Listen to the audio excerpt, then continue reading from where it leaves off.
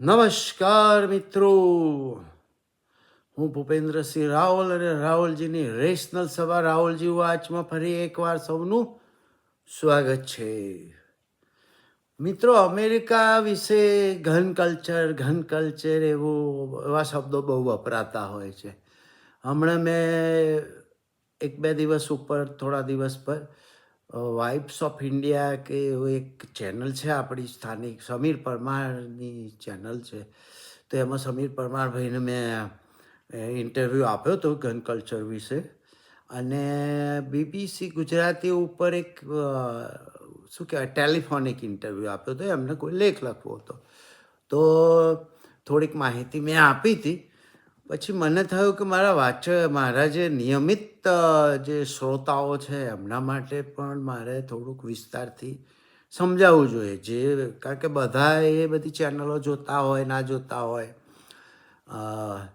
સમીરભાઈની channel બધા ના એ જોતા હોય. અને મારા ખાસ શ્રોતાઓ છે, ફ્રેન્ડ્સ છે મારા, યુટ્યુબમાં તો બહુ ઓછા છે પણ આમાં ફેસબુકમાં બધા બહુ છે. તો એ લોકો માટે મને થયું કે ગન કલ્ચર વિશે એક વિડીયો બનાવવા દે મને સ્પેશિયલ. તો ઘન કલ્ચર એવું બહુ વાતો થતી હોય છે અમેરિકા વિશે. અને એમાં કંઈક ખોટું છે એવું નથી. આડેધડ શૂટિંગ થઈ જતા હોય છે, સ્કૂલોમાં ક્યાંક થઈ જતા હોય છે, જાહેર રસ્તાઓ ઉપર અથવા જાહેર જગ્યાઓ ઉપર, મોલમાં કે બાગ બગીચામાં. અને ઘણા બધા કોઈ ગાંડીઓ આવીને ધડાધડ ગોળીઓ છોડીને મારી નાખતો હોય છે. પોલીસ આવી જાય છે ને એવા શૂટરોને તો પોલીસ જીવતા રહેવા દેતી નથી. હમણાં ટ્રમ્પ ઉપર હુમલો થયો હતો. હવે 5મી નવેમ્બરે તો ઇલેક્શન છે, એટલે ટ્રમ્પ ઉપર હુમલો થયો હતો. ટ્રમ્પ સહેજ આગા પાછા હોત તો વિંધાઈ ગયા હોત, પણ બચી ગયા. એટલે કેનેડીને શૂટ કરી દીધા હતા, અબ્રાહમ લિંકનને શૂટ કરી દીધા હતા, બીજા ઘણા લોકો ઉપર હુમલા આવા થયેલા છે. એટલે ગન કલ્ચર તરીકે લોકો એને બોલતા હોય છે ને એમાં કંઈ ખોટું નથી. ગન કલ્ચર છે, પણ આ ગન કલ્ચરનું શું છે, શું હિસ્ટ્રી છે, એ બધું જાણવા જેવું છે. કે 1970માં એક હિસ્ટોરિયન હતા, રિચાર્ડ હોફસ્ટેટર કરીને નામ એવા છે ને બોલવાના ફાફા પડી જાય એવા. તો આ હિસ્ટોરિયને એક આર્ટિકલ લખેલો 1970માં, અને એમાં એણે આર્ટિકલનું શીર્ષક આપ્યું હતું America as a gun culture. એ દિવસથી આ ગન કલ્ચર શબ્દ કોઈન થઈ ગયો છે. એ પહેલાં કોઈ એવું કહેતું નહોતું. હવે બીજી મહત્ત્વની વાત એ કે અમેરિકાના બંધારણમાં જે કોન્સ્ટિટ્યુશન કહેવાય, એના સેકન્ડ એમેન્ડમેન્ટ જે કહેવાય, બંધારણનો જે સેકન્ડ એમેન્ડમેન્ટ કહેવાય, એમાં right to keep and bear arms, બંધારણમાં જ તમને હક આપેલો છે કે તમે હથિયાર રાખી શકો. આ બંધારણમાં એ હથિયાર રાખવાનો અધિકાર કેમ આપ્યો હશે? આપણા ભારતના બંધારણમાં તો એવું નહીં હોય. તો એના પણ કારણો હશે ને, ક્યાંક થોડાક કારણો હશે. એટલે આપણે થોડી વિગતવાર વાત કરું તો અમેરિકા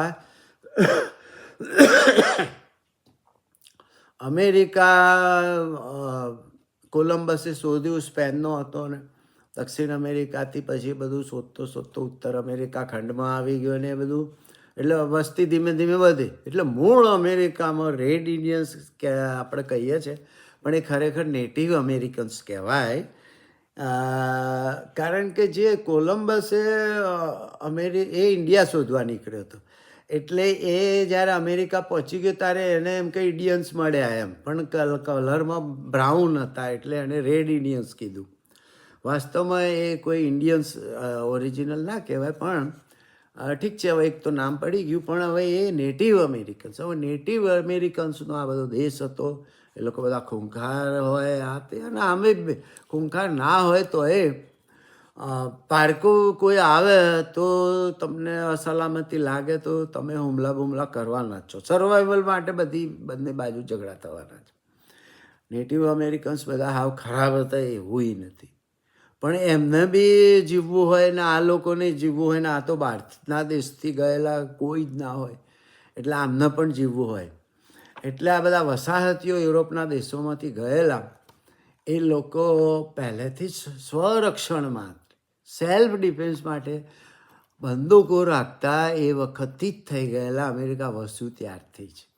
અને ધીમે ધીમે, અને એવી કોઈ સ્પેશિયલ ગવર્મેન્ટો ના તેને એવું બધું કંઈ હતું નહીં એ જમાનામાં.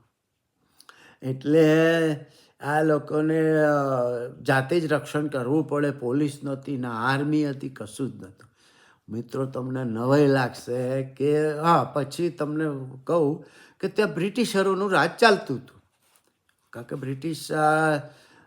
બ્રિટિશ કોલોનીના લોકો ત્યાં વધારે હતા. સ્કોટિશ અને આયરિશ લોકો ત્યાં વધારે ગયેલા, કારણ કે યુકેમાં પણ સ્કોટિશ આયરિશ બધા પુઅર હતા, આક્રમક હતા, અગ્રેસિવ હતા, અને એ લોકો બધા ત્યાં ગયેલા એટલે એ સ્વભાવ લઈ ગયા હોય. બીજું આ પ્રજા મૂળ શિકારી એટલે હન્ટિંગ કરવાની શોખીન. આપણે ભલે બધા સફાઈઓ મારીએ, પરંતુ ઇન્ડિયનો જે પણ વેગન ને વેજીટેરિયનો બધા સફાઈઓ મારતા હોય, અહિંસક બહિંસક બધાએ, પણ દરેકના મા બાપ પૂર્વજો 15,000 વર્ષ પહેલાં શિકારી જ હતા, દરેકના.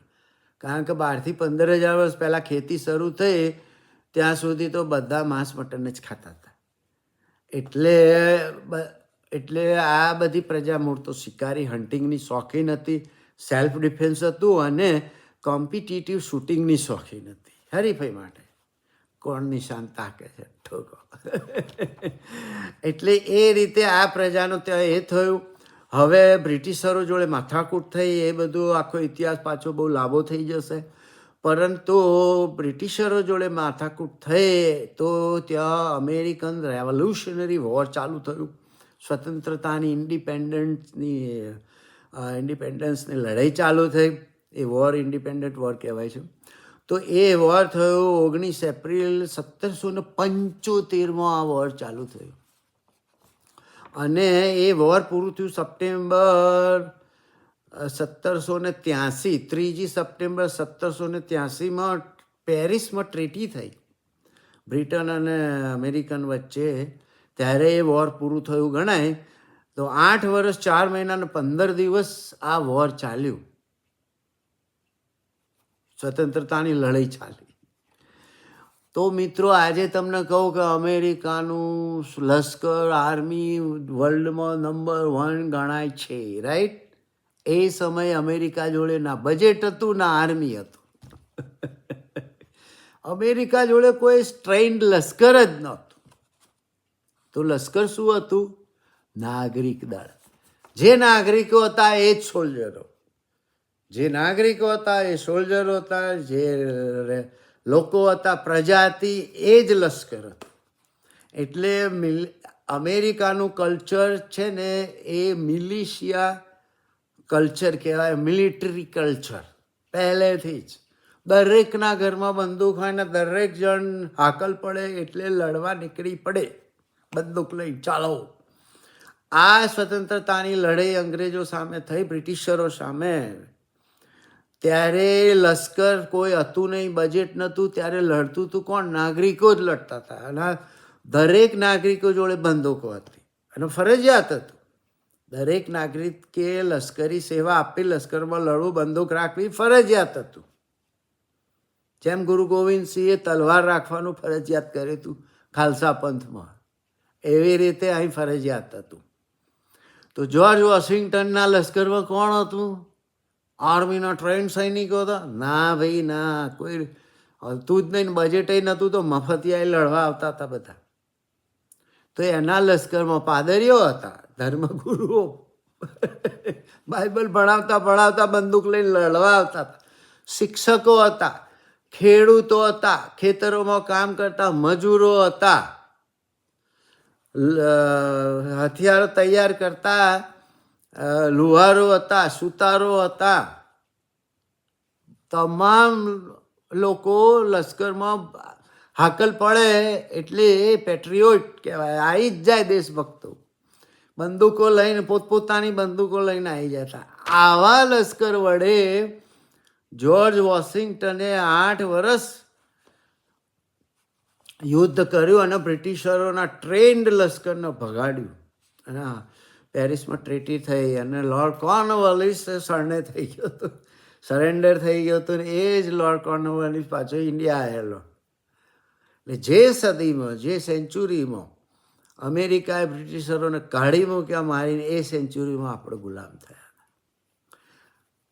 અને આપણા લાખો લોકો જોડે કોઈ રાજાઓ જોડે લશ્કર હતા, પણ એ પ્રજા જોડે કશું હોય નહીં. એટલે આ મિલિશિયા કલ્ચર, મિલિટરી કલ્ચર ને એટલા માટે એ ગન કલ્ચર. ગન કલ્ચર શબ્દ વાપર્યો તો છેક 1970માં એક રિચાર્ડ હિસ્ટોરિયને. તો આ બધું ફરજિયાત હતું, પણ પછી અહીં સરકારો બની ગઈ, જ્યોર્જ વોશિંગ્ટન પ્રમુખ બની ગયા, અને પછી આ લોકોને થયું કે આર્મી રાખવું પડશે ને, એટલે અમેરિકનો પછી આર્મી રાખવા માંડ્યા. અને આર્મી પછી ચાલુ થયું. અને પછી આ જે મેન્ડેટરી હતું કે લોકોએ પણ લશ્કરમાં ભાગ લેવાનો ફરજિયાત હતું, બંદૂકો રાખવી, એ ઓછું થઈ ગયું ધીરે ધીરે. પરંતુ બંદૂકો રહી ગઈ. અને એટલા માટે એ જમાનાથી બંધારણ ઘડ્યું. પછી તરત બંધારણ ઘડ્યું, બહુ ટૂંકું નાનું બંધારણ છે. તો એ વખતે, એ જમાનામાં જ્યારે બંધારણ ઘડ્યું ત્યારે હથિયાર રાખવાનો અધિકાર, સેકન્ડ એમેન્ડમેન્ટ બંધારણની બીજી જ કલમ છે, right to keep and bear arms. એટલે હથિયાર રાખવાનો આ બંધારણમાં આપેલો નિયમ છે, નિયમ જ છે. બંધારણે હક આપ્યો છે. અને 44 સ્ટેટ તો એનો પૂરેપૂરો અમલ કરે છે. રાખો, કોઈ જરૂર નથી માથાકૂટ, ખરીદી લો બજારમાંથી. પરંતુ 4-5 સ્ટેટ છે એ થોડા સ્ટ્રિક્ટ છે. એ કહી દઉં તમને: California, Maryland, Minnesota, new jersey ને ન્યુયોર્કના કાયદા અલગ છે ને, એ લોકો થોડા સ્ટ્રિક્ટ છે. પણ છતાંય ગન તો મળે, ગન તો મળી જ જાય. સ્ટ્રિક્ટ ખરા પણ મળી જાય. પણ પેલા 44 સ્ટેટમાં તો આરામથી ગન મળે. હવે તમને કહું તો દુનિયામાં દરેક પાસે હથિયાર રાખવાનું 1790 સુધી ફરજિયાત હતું. પછી ધીરે ધીરે ઓછું થયું. હવે તમને કહું કે દુનિયાની કમ્પેરિઝનમાં, દુનિયાની વસ્તીનું કમ્પેરિઝન ગણીએ તો અમેરિકાની વસ્તી 4%, દુનિયાની 4% વસ્તી અમેરિકા. પણ દુનિયામાં જે લોકો ગન રાખે છે, આર્મી નહીં, આર્મી સિવાય સિવિલિયન લોકો જે ગન રાખે છે, એમાંથી 46% ગન અમારા અમેરિકનો રાખે છે. એક આંકડો છે, આ બધા આંકડા સોલિડ ના હોય, આશરે હોય, પણ ખોટાઈ ના હોય. 85.7 કરોડ દુનિયામાં, આખી દુનિયામાં 85.7 કરોડ લોકો, સિવિલિયન લોકો ગન રાખે છે આખી દુનિયામાં. અને એમાંથી 39.3 કરોડ લોકો, અમેરિકન લોકો ગન રાખે છે. અમેરિકામાં, આખી દુનિયામાં જે લોકો ગન રાખે છે, સિવિલિયન લોકો, એમાંથી અડધો તો અમેરિકનો ગન રાખે છે. અને વસ્તી આખી દુનિયાની વસ્તીના 4% જ વસ્તી છે. તો અને વસ્તી 32-33 કરોડ વસ્તી છે. પરંતુ 40% અમેરિકનો જોડે એટલીસ્ટ 1 ગન તો હોય જ.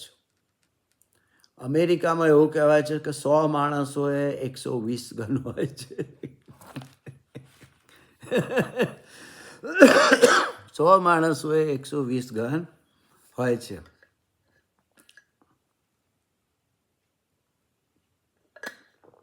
$1994 એક આંકડો એવો છે, 1994 2023 સુધીમાં,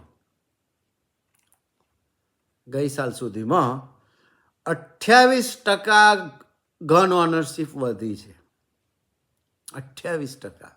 અને એની અંદર 13.6% સ્ત્રીઓમાં ગન ઓનરશિપ વધી અને 33.3% હિસ્પાનિક લોકોમાં ઓનરશિપ વધી. હિસ્પાનિક લોકો એટલે અમેરિકા ખંડ છે બે, ઉત્તર અમેરિકા ખંડ છે, દક્ષિણ અમેરિકા ખંડ છે.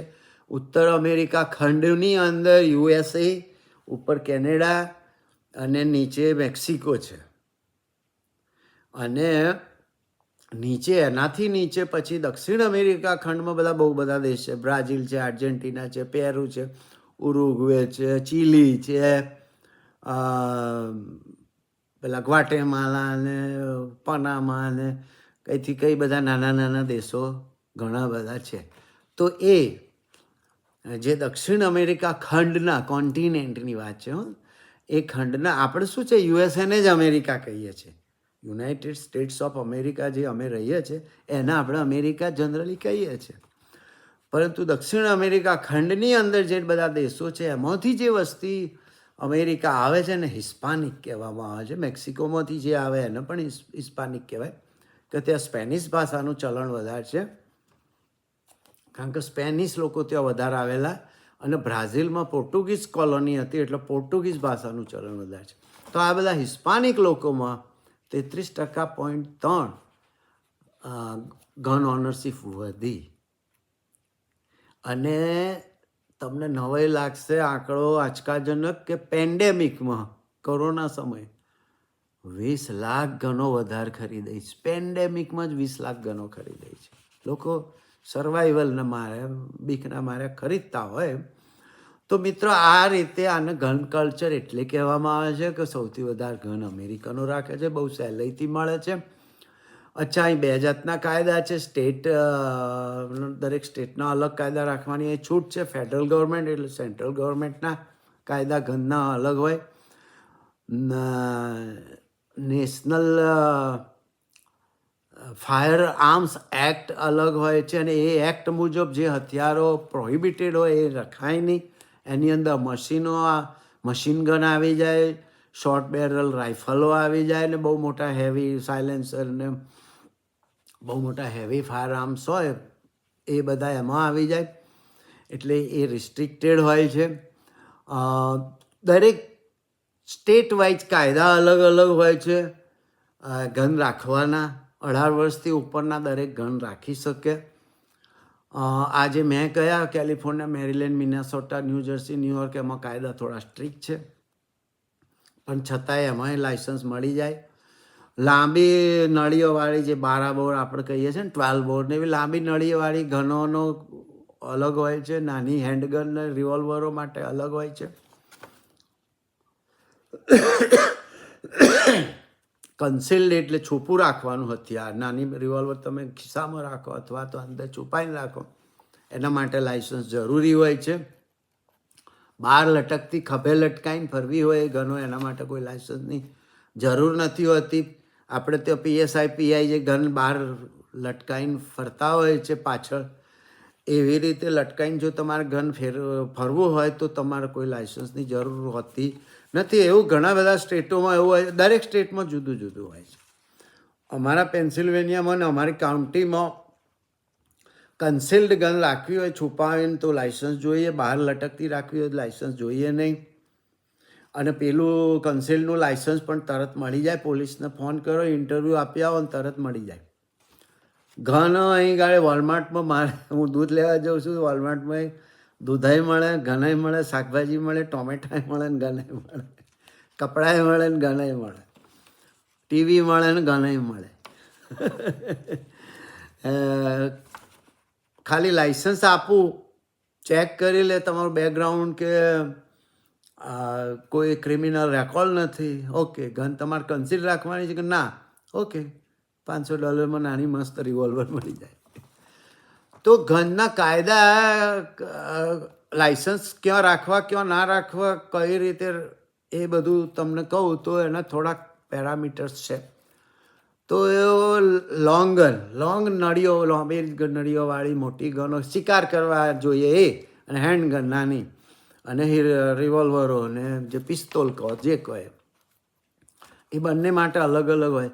તો એક તો પહેલું permit required to purchase, yes or no, એવું સ્ટેટ વાઇઝ હોય. દરેક સ્ટેટના, ઘણા સ્ટેટમાં નો નો નો, 44 સ્ટેટોમાં તો નો નો નો જ હોય. અને અમુક સ્ટેટોમાં શું હોય, હેન્ડગન માટે યસ હોય, લોંગ ગન માટે નો હોય. તો પરમિટ રિક્વાયર્ડ ટુ પરચેજ અમે લખ્યું છે. Owner licence required, yes or no. Firearm registration, તમારે ગન રજિસ્ટર કરાવવાની છે નથી કરાવવાની. તો ઘણા સ્ટેટોમાં યસ હોય, ઘણા સ્ટેટમાં નો હોય. લાંબાઈ માટે નો હોય, ટૂંકી નાની ગન માટે યસ હોય. આ બધું યસ નો હોય. લાઇસન્સ રિક્વાયર્ડ ફોર કન્સીલ્ડ કેરી, કન્સીલ્ડ અંદર છુપાઈને કેરી કરવી હોય તો એના માટે લાઇસન્સ રિક્વાયર્ડ છે. અમારા સ્ટેટમાં, અમારી કાઉન્ટીમાં છે. ઓપન કેરી અલાઉડ, ઓપન કેરી જાહેરમાં અમારે ત્યાં ઓપન કેરી અલાઉડ છે, પણ એ મોટી ગનો માટે. એસોલ્ટ વેપન લો અલગ હોય છે. મેગઝીન કેપેસિટી રિસ્ટ્રિક્શન, મેગઝીન જે ગોળીઓનું હોય ને ભરેલું, એનું રિસ્ટ્રિક્શન હોય ના હોય. NFA weapon restricted. Peaceable journey law, કે તમારે બીજા બધે ફરવું હોય તો શાંતિથી ફરવાનું, એ ટાઈપના લો હોય. તમે કંઈ ધમાલ ના કરી શકો એ. Background check for private sale, તમે એકબીજાને ગન વેચો તો બેકગ્રાઉન્ડ ચેક કરવાની જરૂર છે કે નહીં, એ ત્યાં તો ચેક કરી જ લે. મોટા સ્ટોરોમાં તો ચેક કરી લે. તો આ બધા યસનો દરેક સ્ટેટમાં અલગ અલગ હોય છે. 44 સ્ટેટોમાં તો બધે લગભગ નો. ખાલી કન્સિલ્ડ માટે થોડુંક તમારે લાઇસન્સ જોઈએ છુપાઈ રાખવા માટે. બાકી ખુલ્લી રાખીને ફરવું હોય તો કંઈ જરૂર હોતી નથી. અમારા દીકરાઓના બધા સ્ટોરો છે અને બધું, એટલે હું ક્યાંક હેલ્પ કરવા જતો હોઉં છું. તો મને અનુભવ છે. આપણા ગુજરાતીઓને ઘણા કહે કે ગુજરાતીઓને અસર થાય ના થાય. અમેરિકન સ્ટોરોવાળાને અસર થાય, ભેગા ગુજરાતી હોય તો થાય તો ખરી જ ને. પેલા એમનો શેર નહીં કોઈ રાહત ઇન્દોરીનો કે હમારા ઘર થોડા અકેલા હે, એવું કોઈક શેર છે ને. આપણું ઘર થોડું એકલું છે તો આપણને જ અસર થાય, બીજાને થાય ને. એટલે શ્વેત લોકોના સ્ટોરો હોય તો એમને બી આ તકલીફ થતી હોય. આપણા ઇન્ડિયનોને તકલીફ થતી હોય, પંજાબીઓને તકલીફ થતી હોય, બધાને થતી હોય. કારણ કે ઘરની બધી આવી બધી છૂટ છે લેવાની, એટલે ઘન બતાવીને પૈસા લૂંટી જતા હોય છે. એવું પણ બનતું હોય છે. હડબડીમાં મારી નાખે. એ લોકોને બીક હોય કે પકડાઈ જઈશું જલ્દી તો મારી નાખે. એવું બી થાય. તમે પૈસા લઈ જાવ તો લઈ જાય, કોઈ મારી ના નાખે.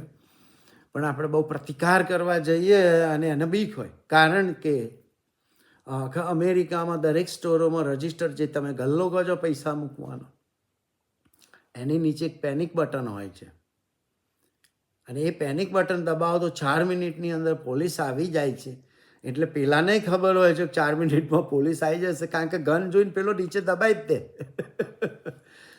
તો 4 મિનિટમાં પોલીસ આવી જશે અને મને પકડશે.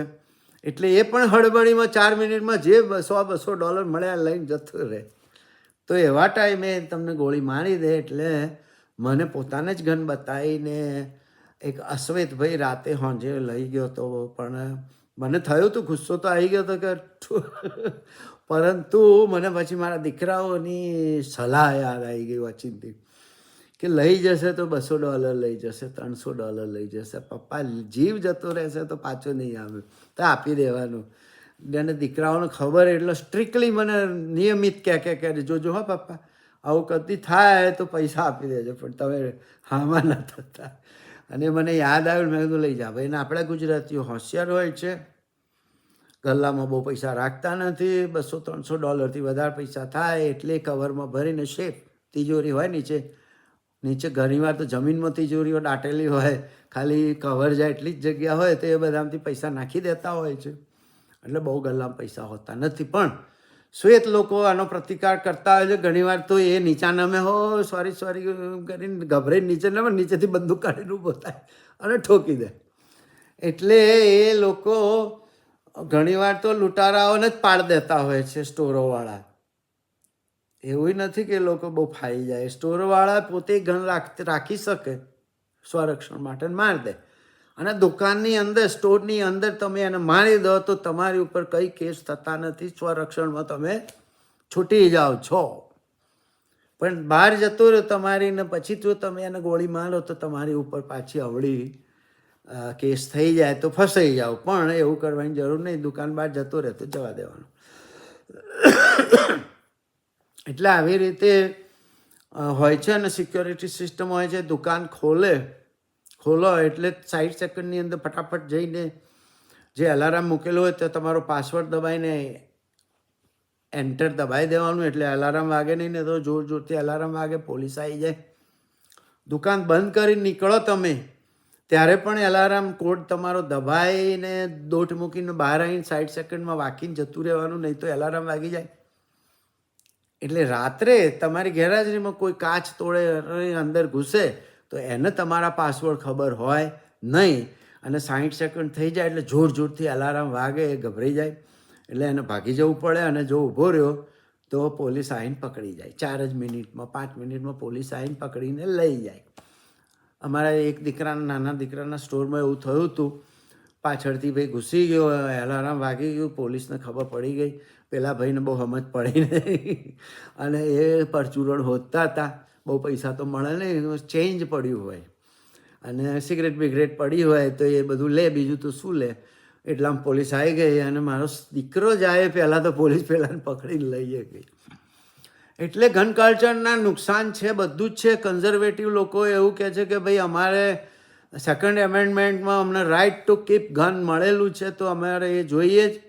અને લિબર્ટેરિયન લોકો એનો વિરોધ કરતા હોય છે કે ગનની હવે જરૂર નથી, હવે આપણે આઝાદ થઈ ગયા છે, પોલીસની બધી જવાબદારી છે. પણ પોલીસ બધે પહોંચી નથી વળતી, એટલે આ પ્રજા સ્વરક્ષણ માટે ગન રાખવા માગે છે. અને ઉપરથી ગન ખરીદવાનું વધતું જાય છે. પેન્ડેમિકમાં 20 લાખ ગન ખરીદાય છે. ગન ખરીદી વધતી જાય છે, બીના માર્યા કહો કે જે કહો. એટલા માટે આ ડેમોક્રેટને એવું છે, ઓબામાને એવું હતું કે થોડુંક કંટ્રોલ લાવીએ, પણ કન્ઝર્વેટિવ લોકો, રિપબ્લિકન લોકો એમાં માનતા નથી. એટલે અને બીજું, હથિયારોનું ઉત્પાદન કરતી જે કંપનીઓ હોય જેને ગન લોબી કહેવામાં આવે છે, એ પણ ગન કંટ્રોલ થઈ જાય એ ઈચ્છે નહીં, ધંધો બગડે નહીં. ધંધે કા સવાલ હે, ગંદા હે પર ધંધા હે. એટલે આ થતું નથી ને નિર્દોષ બાળકો, નિર્દોષ લોકો મરતા હોય છે. પરંતુ એ લોકો એવી પણ દલીલ કરતા હોય છે કે ટેરરિઝમમાં લોકો બહુ મળે છે અને બીજા દેશોમાં હત્યાઓ તો આડીઅવડી બહુ જ થતી હોય છે. આપણે અહીં કોઈક દિવસ આવી રીતે કોઈક ગાંડીઓ આવીને 5-25ની હત્યા કરી નાખતો હોય છે, પણ બીજા દેશોમાં નિયમિત બધી ટેરરિઝમના લીધે ને બીજી ત્રીજી હત્યાઓ તો થતી જ હોય છે.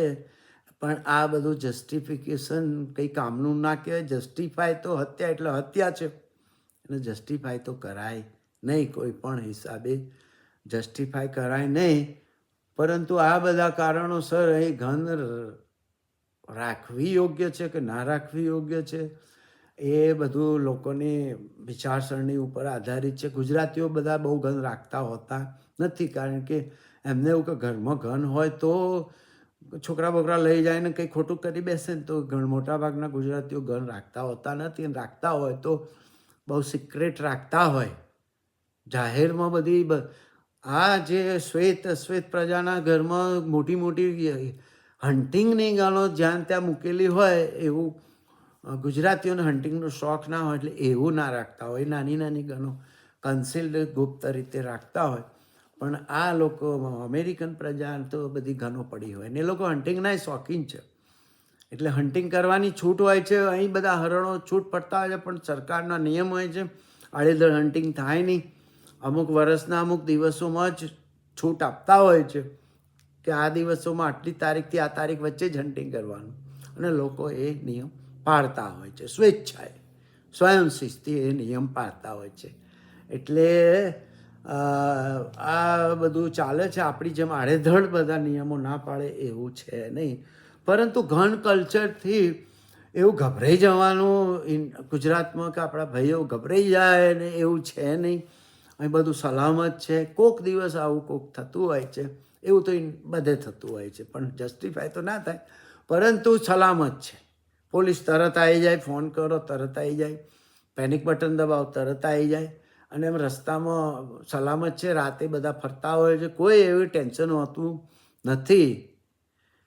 કાંઈ અને બહુ કોઈ થાય નહીં ને તમને એવું લાગે કે આ સ્ત્રી છે, મહિલા છે, અને લાવો કશું કરી લે તો પર્સમાંથી ગન કાઢીને ઠોકી દે. એટલે એવી હિંમત કરે નહીં કોઈ જલ્દી.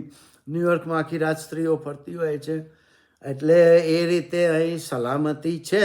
આપણે ત્યાં જે જોયું તમે નવરાત્રિમાં જે કેસ થઈ ગયા રેપિંગના બેપિંગના ને એવું તો અહીં બને નહીં, પણ છતાંય ભાઈ ગામ છે ત્યાં ઉકળો હોય એટલે ગુનાખોરી ને બધું તો બનતું હોય છે. અમેરિકનો જ પોતે જ કહેતા હોય છે કે America is not great country, America બહુ મહાન દેશ છે એવું માની લેવું નહીં, અને એવું છે નહીં. ઘણી બધી ખામીઓ છે, દરેક સંસ્કૃતિની આગી પાછી હોય છે, પણ ઘણું બધું સારું છે. એટલે લોકો અમેરિકા દોટો મૂકતા હોય છે. એટલે ગન કલ્ચરની મારે થોડી વિસ્તારથી વાતો કરવી હતી, કારણ કે ચેનલો ઉપર એક લિમિટ હોય છે ને એમને લિમિટ હોય એટલે આપણે બહુ એના ઉપર વિસ્તારથી વાત ના કરી શકીએ. પરંતુ આજે આ ગન કલ્ચર વિશે મારા પોતાના અંગત જે શ્રોતાઓ છે એમને જણાવવા માટે મેં આ બધી વાતો કરી. એટલું કહીને મારી વાત પૂરી કરું. આવજો, બાય બાય.